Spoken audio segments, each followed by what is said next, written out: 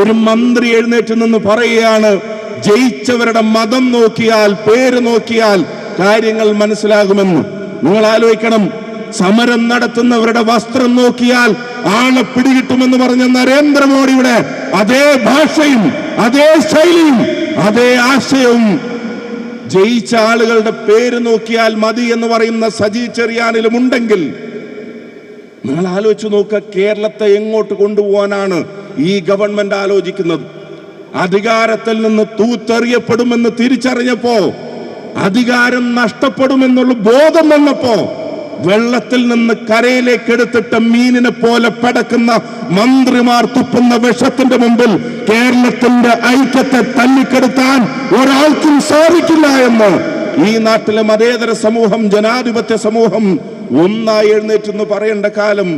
ഒരു മന്ത്രി ഭരണഘടനയെ തൊട്ട് സത്യപ്രതിജ്ഞ ചെയ്ത് തന്റെ മുമ്പിൽ വരുന്ന ജനതയുടെ മുമ്പിൽ വിവേചനമില്ലാതെ തന്റെ ഉത്തരവാദിത്വം നിറവേറ്റുമെന്ന് പ്രസംഗിച്ച് അധികാരമേറ്റ് സത്യപ്രതിജ്ഞ ചെയ്ത് അധികാരമേറ്റൊരു മന്ത്രിയാണ് പറയുന്നത്, ജയിച്ചു വന്നവരുടെ ചില ജില്ലകളിലെ പേര് നോക്കിയാൽ നിങ്ങൾക്കിത് മനസ്സിലാക്കാൻ കഴിയുമെന്നുള്ളത്.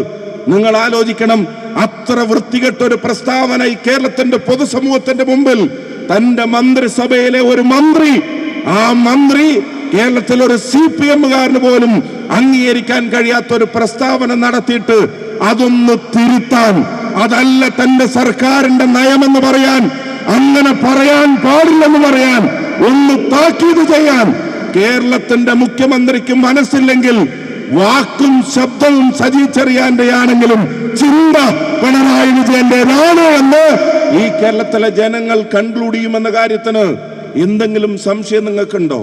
ഇതുവരെ തിരുത്തിയിട്ടുണ്ടോ? നിങ്ങൾ ആലോചിച്ച് നോക്കണം, ഇതുവരെ തിരുത്തിയിട്ടുണ്ടോ?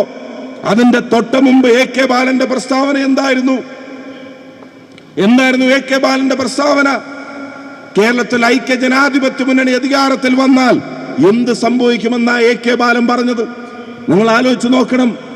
ഈ കേരളത്തിന്റെ ജനങ്ങൾ മറക്കാൻ ആഗ്രഹിക്കുന്ന മുറിവുകളെ അതിനെ മാന്തി പുണ്ണാക്കി വീണ്ടും മുതലെടുപ്പ് നടത്താൻ CPM-ന്റെ നേതാക്കന്മാർ വരിവരിയായി നിന്ന് പ്രസ്താവന നടത്തുകയാണ്.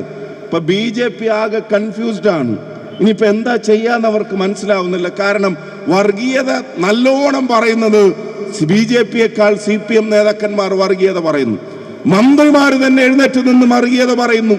ഇനി എന്ത് കുത്തിത്തിരിപ്പ് കൊണ്ട് ഇറങ്ങണമെന്ന് അവർ ആലോചിച്ചിരിക്കേണ്ട അവസ്ഥയിലേക്ക് ഇവിടെ മാറുകയാണ്.